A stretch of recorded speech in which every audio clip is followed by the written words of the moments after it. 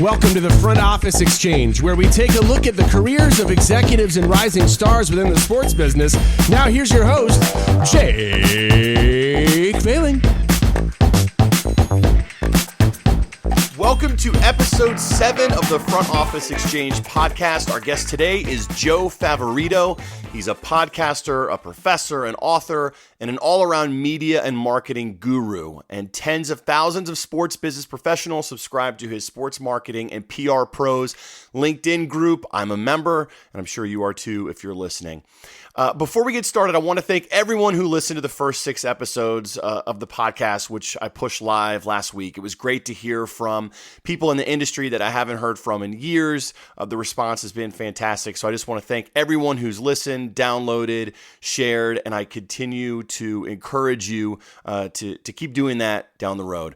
All right, now let's get into our guest today with Joe. I met Joe back in 2008 when he and I were charged with just the small task of trying to get baseball back in the Olympics and publicize those efforts. I was running media and PR for USA Baseball at the time, and while I thought I knew a thing or two about PR, Joe ran circles around me. Watching him work with the national media while crafting our message was really impressive. I learned a lot from him over the 2 years that we worked together. Joe hasn't always been a go-to strategic media consultant, however. He was a rising star in the sports PR game right out of school. And even as a young SID, it was clear that he understood the power of networking and building relationships. He talks a lot about that during our conversation. He quickly rose to become the youngest head of PR in the NBA with the 76ers, and that led to senior media roles with the USTA, the New York Knicks, among other organizations. Joe has seen it all in sports marketing and PR at this point, and despite being busy with clients, he still finds time to pour back into the industry by pumping out his newsletter and by teaching a class and leading the CUS podcast for the Columbia University Sports Management Program, where he is now in his 11th year on the faculty. So, without further ado, ladies and gentlemen, may I introduce Father Knickerbocker himself, Joe Favorito. All right, Joe Favorito, thank you very much for joining us today. Thanks, Jake. So before we get into your career, let's start with what you're working on now. I think that as we walk through, people will be surprised to hear the background in the NBA and in college athletics, because so many people, I think, know you from your sports marketing and PR pros newsletter, the podcast through Columbia, your teaching at Columbia, things like that. So if you're able to tell me everything you have going on, I'd love to hear it. It's interesting because September's a little bit of a transition month, coming off some Olympic work and some other things, and it's a little bit of a hiatus because I'm waiting for some properties like Nickelodeon to come back. But the coolest thing I have right now is Christie's in the middle of October will be doing what will probably be the second largest and probably most diverse auction of baseball memorabilia in history. So I've been working with them on the storytelling of that, and it's everything from 130 years worth of memorabilia, from signed letters by Connie Mack to Joe Jackson's bat to the Negro Leagues to all the way up to today with one of the last bats that Derek Jeter used. So the storytelling around that and how this collection kind of came together is taken up a good part of my time, but like I said, there's always kind of room for 2 or 3 other things that kind of come along, whether they're in the digital space. Now the kind of gambling space is growing, which is interesting to me. So it's always kind of a take one from one side of the column and try and put it in the other side. Right. So you and I, just to go back a little bit, because you mentioned baseball, and your ties with baseball have been, many times over the years, but you and I met back in, I believe it was 07 or early 08, as we were trying to get baseball back in the Olympics. And I know that was also a pivotal time for you in your career. Isn't that about the time when you went out on your own and started consulting in social media and marketing and branding and things like that? Yeah, it was. I actually got involved with baseball right after, I think it was right after the Beijing Olympics, because I wasn't involved when Harvey Schiller went to Sydney, but I know that he went to Beijing, but I got involved early in that fall, and I had just probably been about 6 or 7 months in at that point, actually maybe even less, because the mixed martial arts property that I was working on went under in the summer of that year. So was sold to the UFC. So I was kind of floating along, and I think it was probably October, November when I got involved with the IBAF and trying to get baseball back in the Olympics, and spent obviously 3 years kind of going back and forth on that project as kind of a primary focus. But there were a half a dozen to a dozen other things that kind of came along in that period, and that's you get thrown in the unemployment pool, and you say you're either going to sink or swim, and a couple of people throw you some life jackets, and you float along, and eventually you get out of the water. Right. So is it safe to say that you were ahead of your time with MMA? We were. It's funny. A friend of mine says, pioneers always think that they're the best ones, but in reality, they get shot with the most arrows. So we were definitely ahead of our time in terms of what we were trying to do, and it gets to the point now where we still have some of the fighters that we had in the International Fight League fighting in the UFC. So and doing pretty well still. So right. We took a different approach than the UFC did at that point. It was a little less edgy, a little bit more mainstream. But we did a lot of the things that the UFC went on to amplify with their platform, like we had the first live broadcast on television. We had deals with companies like Topps. We actually did a relationship with USA Wrestling, which led me to some of my Olympic work before they would even consider working with the UFC. We had young fighters, a lot of young fighters with great stories that we kind of brought along, and like I said, a half a dozen of them are still fighting in the UFC, which shows that we were doing something right. A little XFL about now. You see all those camera angles that they debuted then. You see that. I mean, it's commonplace now. So you exit International Fight League, and you're now a consultant. And just like you said, you're thrown into the unemployment pool. But if someone grabbed you then and said, at some point you are going to get into Broadway shows, you're going to be doing memorabilia, collectibles, movies, auctions, books, what would you have said? Again, I've never looked at it where I knew where my next job was going to come from, so it wouldn't surprise me. I mean, I worked in tennis for 7 years, and had never really picked up a racket. When I went to the NBA for the Sixers the first time, I really wasn't a fan of college basketball. It was things that you learn along the way and good stories. So I don't know if I would have ever guessed that we would have done all the things that we've done in the last 8 years, but it's certainly, you never know where it's going to go, and it's always interesting, whether it's drag racing or drone racing or helping people build their brands or not-for-profits or some of the movies and some of the plays that I've worked on. So it certainly is a unique mixed bag of tricks, I guess. Did you just say drag racing or drone racing? Both. That's a thing, right? Oh, they're not synonymous. They're actually two different things. So yes. No, I know, but drone racing is now a big thing. deal. I think I saw. Right. Yep. Unreal. All right, so let's go back to Fordham. So you graduate from Fordham, you get into assistant athletic director at Iona. You're in college athletics. Walk us through a little bit of your career then, because then you ended up back at Fordham. And I know, I see you post things on social media about Fordham. I know you get a lot of passion there and ties still. So, but if you could just walk us through from there, and then obviously when you ended up with the Knicks and after that. Well, it actually it goes a lot further back than that, because I really kind of knew I wanted to do something in sports when I was in high school. And I was lucky enough to be around some pretty good teams. When I was in high school, we won the state basketball championship. And that kind of led me to knowing that I wanted to do something, not knowing what it was, for the good reason of, this was just before ESPN. There was no talk radio really to kind of speak of. The internet obviously didn't exist. So, I went to Fordham really kind of at the behest of my parents. My father said, go and, study journalism and communications, but, do some stuff in economics in case you have a business background.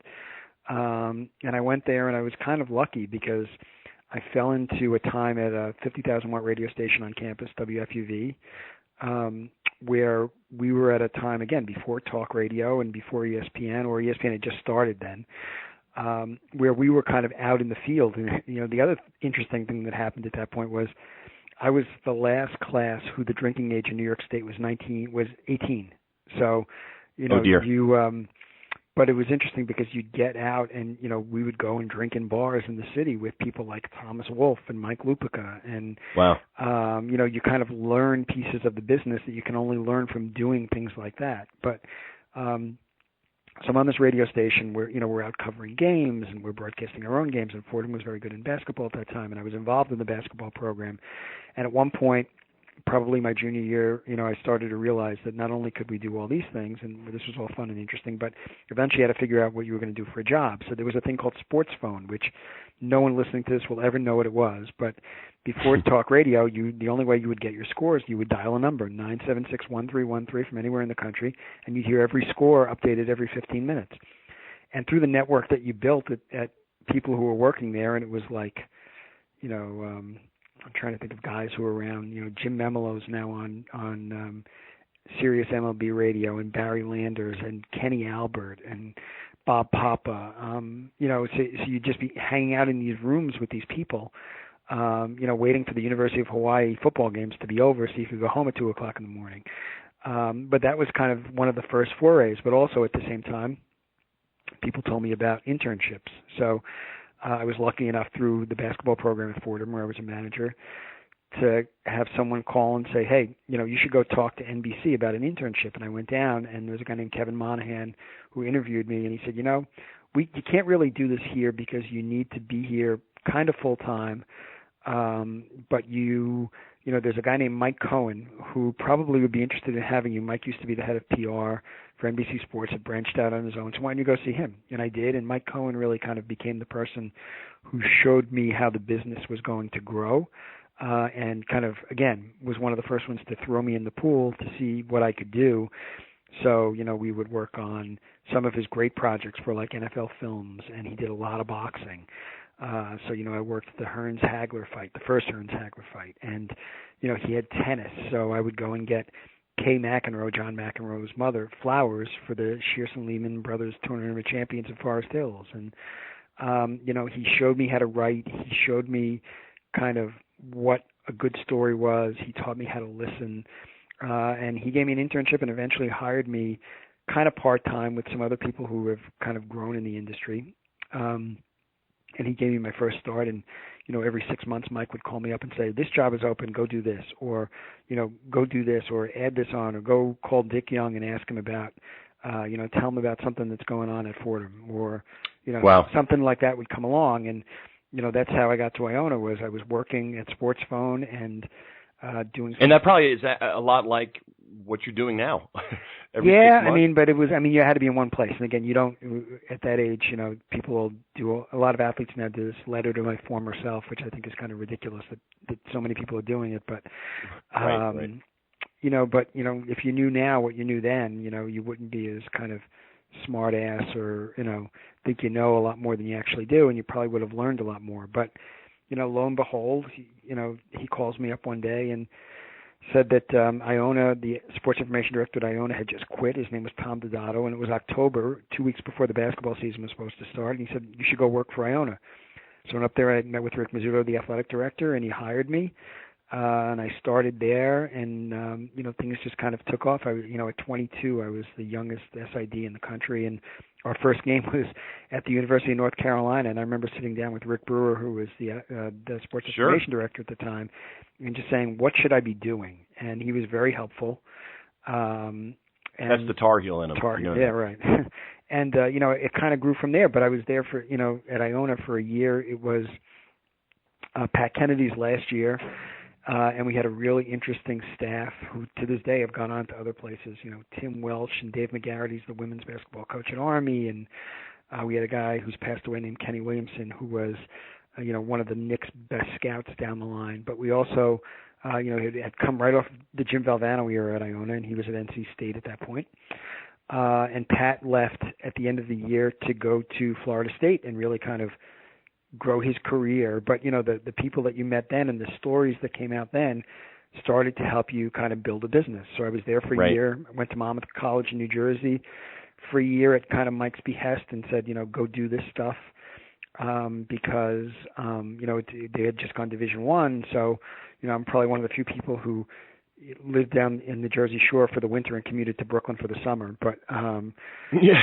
Okay. so, I was there for a year, helping them grow their program, and he called again and said, this thing called Sports Channels is looking for some help in not just PR but marketing, and you should go there. And so I moved back to my house in Brooklyn, living with my parents, and I commuted to Long Island for 2.5 years and really helped learn the television business and launch what eventually became the regional networks that we see today.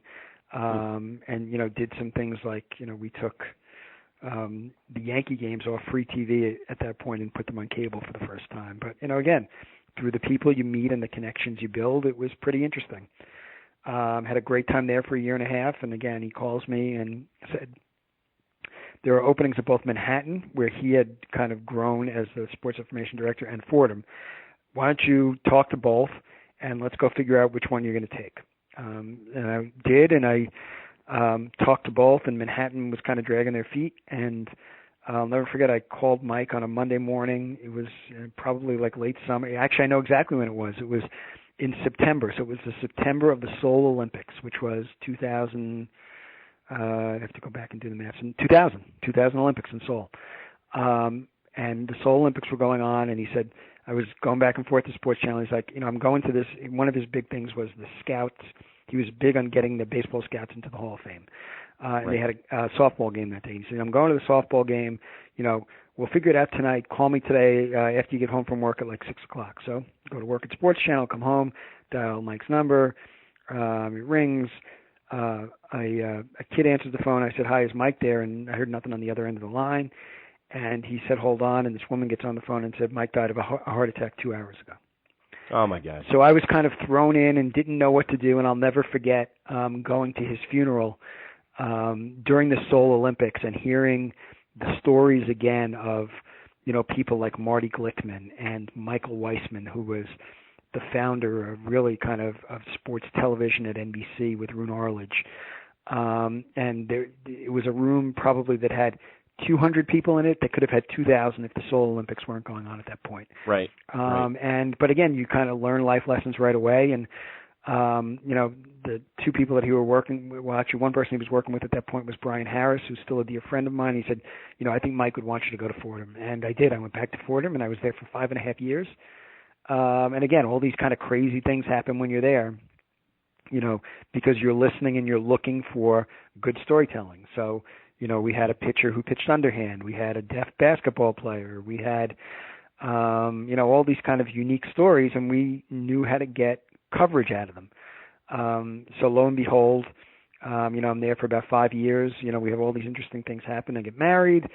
And I get a call one day from Brian McIntyre, who's the head of PR at the NBA, and said, I was talking to Mike Breen, and Mike and I went to school together, along with many broadcasters who've now pretty prominent. And he said, I keep flipping through the newspaper, and I always see this stuff about Fordham, and the Philadelphia 76ers are looking for a PR director. Would you be interested in talking to them? So got on a train. It was in June. I got married in May, took the train down to Philadelphia, met with Harold Katz, the owner of the Sixers, in the basement of Veterans Stadium, which is where the offices were at that point. They had just traded Charles Barkley and drafted Sean Bradley. Again, not a great time to get involved. But went home and didn't hear from them over the summer. In September, I get a call from Jerry Ryan, who was running their business operations, and said, Harold wants to talk to you. Can you come back down? I go back down. I meet with them again. And Harold Katz turns to me and goes, you do all these things for 21 Sports. Do you think you could do it for 15 basketball players? And I'm like, I think so. Yeah. And I became, again, at that point I was 29, so I was the youngest head of PR for an NBA team at that point. And who did you report into? I reported to Jerry Ryan. At that point, Jim Lynam was the general manager. Freddie Carter was the head basketball coach. So it was really kind of Jimmy Lynam on the basketball side and Jerry Ryan on the business side. Wow. So you're there for 4 years. Three then seasons. Yep. Yeah, and then into tennis. So was that a promotional opportunity? Nope. Was that I got fired. Okay. So everybody, the team was sold. Pat Croce bought the team with Ed Snyder, and Pat, who everybody thought was a great guy, was actually had kind of some strange quirks in his personality. And one of the things was, you do this kind of Sun Tzu thing where you walk in and you pick the first person you see and you just lop them off. and I was one of the first persons that he saw and got rid of me. And so, we had just had a baby. So here I am unemployed. But through the people that you met and the network that you built, what happens is one of my graduate assistants at Fordham was a guy named Mark Beal, and Mark was working for a PR firm, which Mike Cohen's wife had sold to a gentleman named Alan Taylor. And he called me up and said, the Women's Tennis Association is looking for somebody, and I gave him your name. And himself, Mark, and another guy named Peter Lands, who was working at the NBA at the time, both talked to Ann Worcester, who was the CEO of the WTA Tour, and we went back and forth on some interviews. But they were located in Connecticut, so it actually allowed me. So I got fired in April. This was in May, so it actually allowed us to move eventually back to the house in Rockland County outside of New York City. We never sold; we rented out. So I moved back there, commuted to Connecticut for 3 years, and again, ending up in interesting places at the wrong times. Right before I got the job at the WTA, Sally Jenkins had a story on the cover of Sports Illustrated, "Is Tennis Dead in the United States?" So you're kind of starting at the bottom. Right. But again, through storytelling, it kind of worked out. It's a great opportunity for you. Yeah, well, you never know at that point. And again, I was never a tennis fan. I'd gone to the Open many times, but had never really kind of played tennis. So go to the WTA. Our offices are right across the street from the WWE, which was kind of interesting, in Stamford, Connecticut, right off I-95. My first event is the French Open that year, so I go to the French Open with Anne. We're sitting in this conference room in Paris, and sitting next to me is Billie Jean King, and around the table are, Anna Kournikovas, 15 at that point, Serena Williams is 15, Venus is 16, Steffi Graf had just come back from an injury, Monica Seles had just come back from a pretty famous stabbing, Martina Hingis, Conchita Martinez, Gigi Fernandez, all sitting around, and Billie Jean King turns to me and goes, "This is Joe. We hired him to turn around the WTA." So, wow. So, we had a legal pad, and I had some people who had worked for me, were just starting to work for me at that point, and we started to let them tell their stories and kind of, let us start making notes about what we could do. So they go around the table, and Conchita Martinez talks about how she loves wine. And, probably 7 months later, she was on the cover of Wine Spectator magazine. And, Martina Hingis stands up and says, "I want to be the first female athlete on the cover of GQ." And 18 months later, Martina Hingis was the first female athlete ever on the cover of GQ. And it was, a lot of it, a little bit of luck, a little bit of thinking, and obviously some great tennis playing, because she became the youngest, number one ever in the history of women's tennis at 18. But, we had those stories play out for 3.5 years.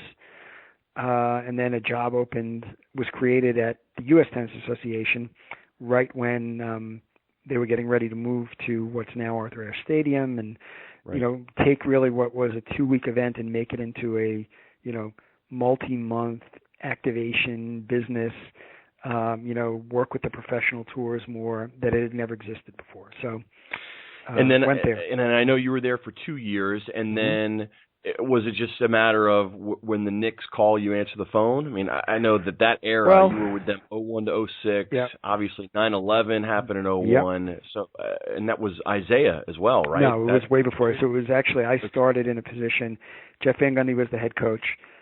Steve Mills was the president of the team, and Anuka Brown Sanders was running the marketing. And the reason I was brought in is because the business side and the basketball side didn't get along. And I had known Jeff. Jeff's brother Stan was the assistant basketball coach at Fordham when I worked there. So I had known Jeff along the way. But, we had built all this stuff up at the USTA.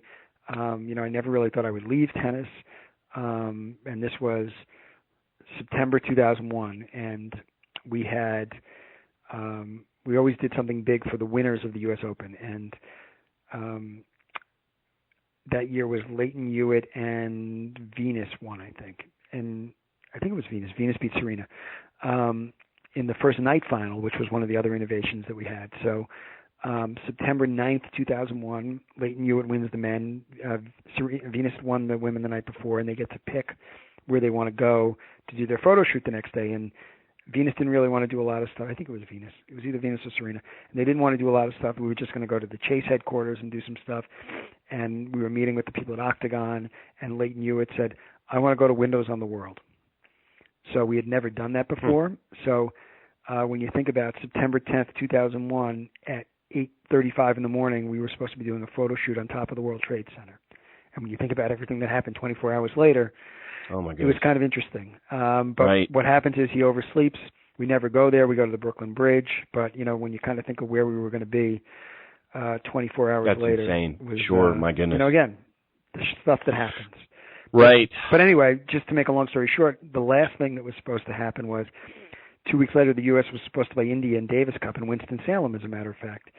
Obviously September 11th happens. That gets postponed. But it ends up being the first international sporting event on U.S. soil after September 11th. It was in October.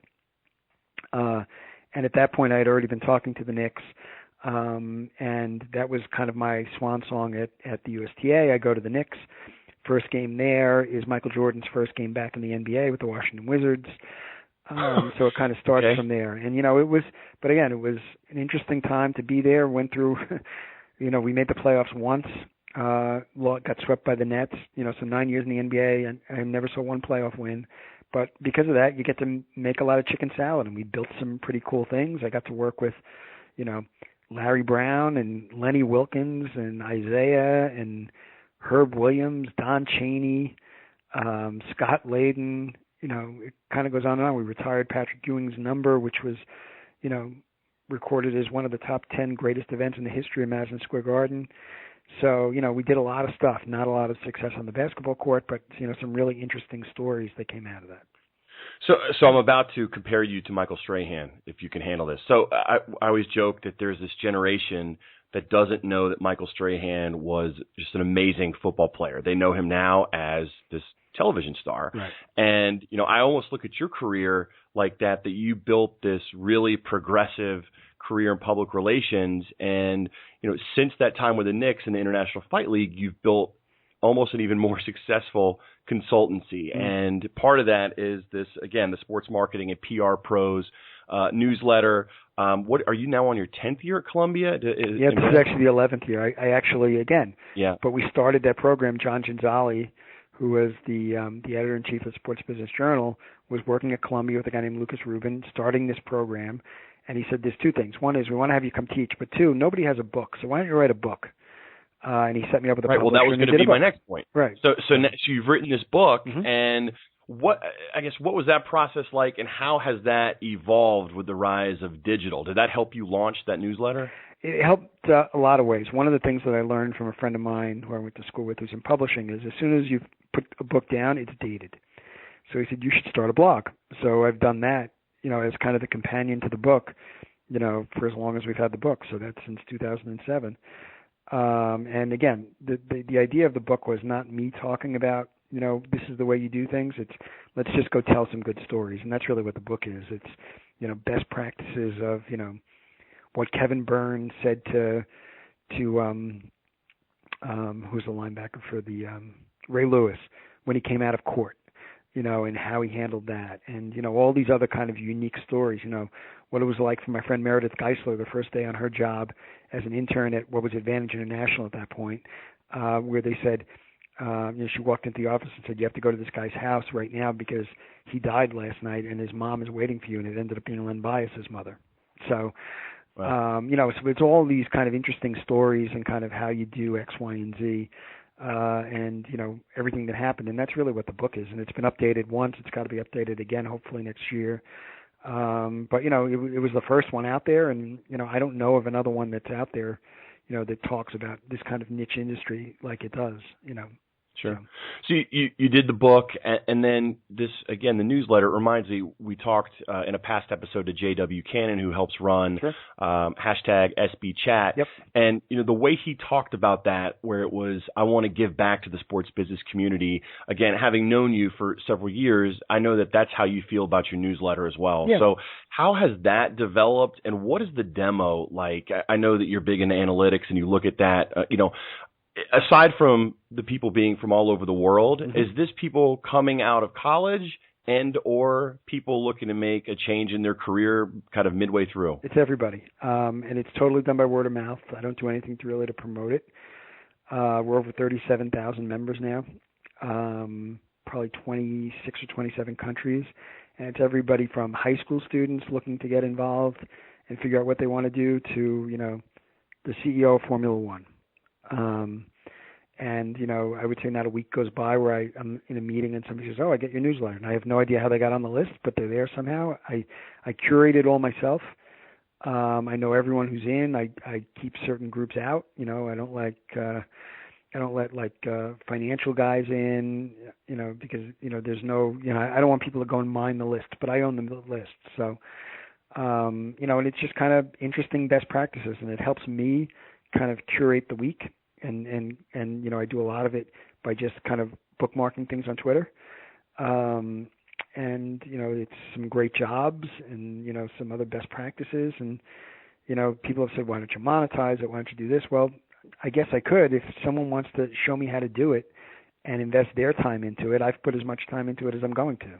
So say, come on, people. I mean, Joe's giving you his time. Why can't somebody out? That's what this is, Joe. This is a call for someone to help you monetize it. Yeah, well, I mean, people come along. I would say not a month goes by where somebody says, oh, I've got an idea as to how you can do this better. And I'm like, okay, do you want to do it?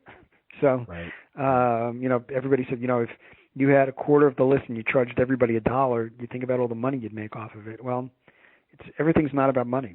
So, and it helps keep me fresh and relevant, and it helps a lot of people out, which is probably the most important thing. So. Well, I know you're a busy man. You got to run, but a couple more things, and Sure. then we'll go. So, again, with you being so closely tied to Columbia, you see a lot just in terms of the students that are coming out and, maybe the troubles that they're having getting a job or what you're seeing that's successful. I guess two parts. What are you seeing? And two, what advice do you give to those students? Well, I think there's plenty of jobs. I think the question is, do you want to pay the dues, and do you have the skill set to help get those jobs? I think, this is an industry, yes, where there are, thousands upon thousands of people who want to get involved and only hundreds who can get jobs. But, there's plenty of places to work. I think that, there's a few things. One is, I think you have to have the ability to write and converse both in the spoken word and the written word. And by written word, I mean everything from, cogent letters to, an effective use of social media. I think if you speak a second language other than English, you're ahead of 85% of the people that are out there. And I think the third thing is you can't go into it saying, this is my passion, this is the ultimate job I want to get, because, like I said, I've never really known, where my next job or my next client is going to come from. It all, at this point, a lot of it is inbound, but it's really kind of through the network, and you really can't emphasize enough the value of sincere networking and the value of kind of building, your context so that you can show people in a very short time span what you can do for them, not what you want to do, but what can you do for them to make their jobs easier.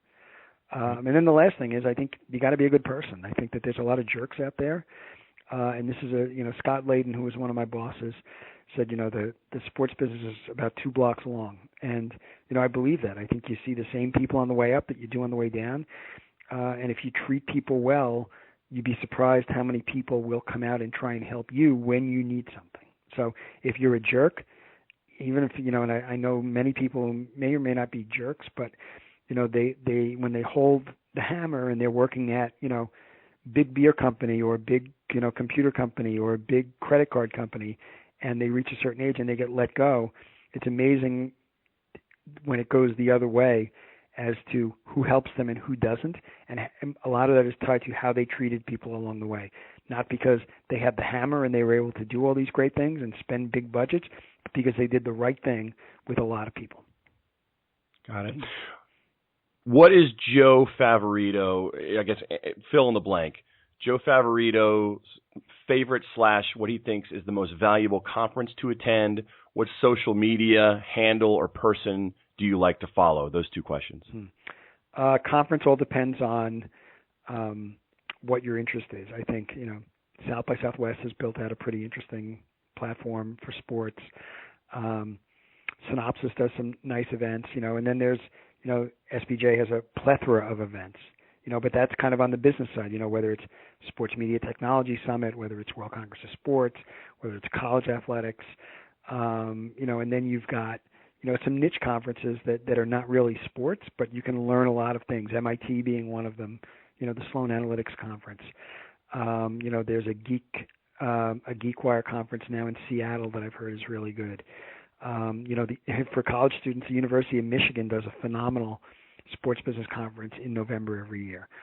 It all kind of varies as to what you get out of it. I try to look at things as to where would I hear something differently that I haven't heard from somewhere else, and it necessarily is very rarely, not necessarily as sports. It could be technology, entertainment, media. I think those things are much more valuable. You'll learn a lot more from that than sitting in the same kind of sports business conferences time and time again. All right. And where can everybody find you online? Your blog is your name, right? JoeFavorito.com. Yep. People can sign up for the newsletter there. I'm at JoeFav on Twitter. JoeFavNicks on Instagram and Snapchat. I'm on LinkedIn, obviously, and on Facebook as well. So. Great. Well, you talk a little bit about the people that have helped you along the way, and when you're not a jerk, it's amazing how much help that you can get. And I just want to say you've been a big help for me over the last, almost decade, Joe, which is crazy when we were trying to get baseball back in the Olympics. So, on behalf of me, obviously, but also everyone else that subscribes to your newsletter, thanks for what you do, and I really appreciate you joining me today. Thanks, Jake. Thanks for listening to the Front Office Exchange, where you hear about the careers of some of the leading executives in sports business. Visit us at frontofficeexchange.com, on Facebook at Front Office Exchange, and on Twitter at Front Office EXCH to access past episodes, show notes, and much, much more.